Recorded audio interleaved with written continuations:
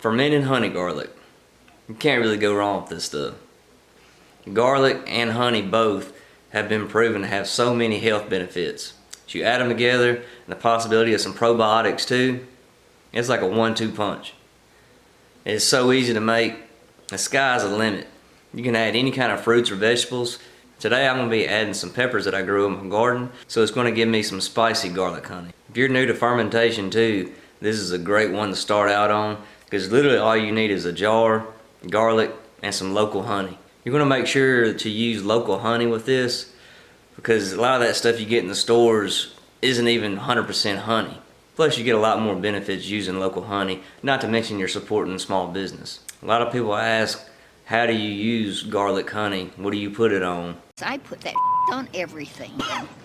I like putting mine on baked sweet potatoes. It's really good on pork chops. Drizzle it over pizza crust. Anything that would benefit from sweet and savory would be perfect for this. That being said, let's get to making it.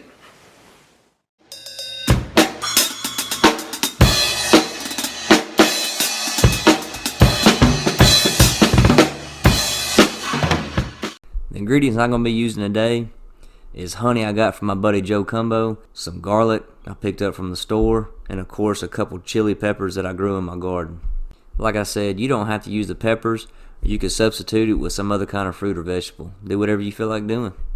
First thing you want to do is take your garlic and separate all your cloves. And then go ahead and peel the cloves. And once they're peeled, you want to give them a little smash to kind of bruise them up. This will help activate all the good stuff inside the garlic. And then of course chop whatever kind of vegetables or fruits you're going to be adding to it too. You can pick up these little jars right here for pretty cheap. I know they have them at IKEA for like $2 each. You don't have to use a jar like this. It makes it a little bit easier, but you can use a mason jar if you want to. You just want to make sure whatever you are using is very clean. Now you can go ahead and add your goodies to your jar. You want to fill up whatever jar you're using about halfway. You got to make sure you have plenty of room for your honey. Now you can go ahead and fill it up with honey. You want to make sure you leave a little bit of head space. That way you can stir it without spilling honey everywhere. You're going to want to open it up and give it a stir maybe every 2 or 3 days. First, the garlic is going to float to the top, and once the honey candies the garlic, it'll sink down to the bottom.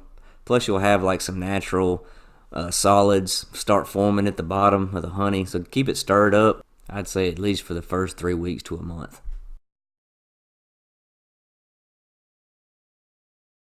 Go ahead and give it a good stir now. Make sure everything's well coated with honey.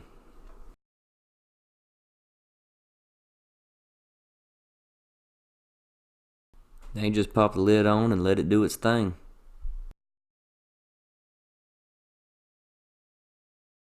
And every 2 or 3 days, go ahead and open it up. You should see some bubbles. Let you know that everything's working right. And give it a little stir. Make sure everything on the bottom gets mixed in and everything stays coated in honey. You can start using this stuff in probably 2 to 3 weeks if you want to. But really, the longer you let it go, the deeper the flavors will get. I'd at least wait until the garlic sinks to the bottom before I'd use it a whole lot. Like I said, that garlic gets candied by the honey, and you can actually eat the cloves by themselves, and it's not bad. It's not real overpowering like garlic is. It's real sweet and a little tangy. Give it a try. And that's it, homies. You made fermented honey garlic. If you made it this far, hit that subscribe button, like, and give me a comment. Let me know what you think. I'll see you on the next video.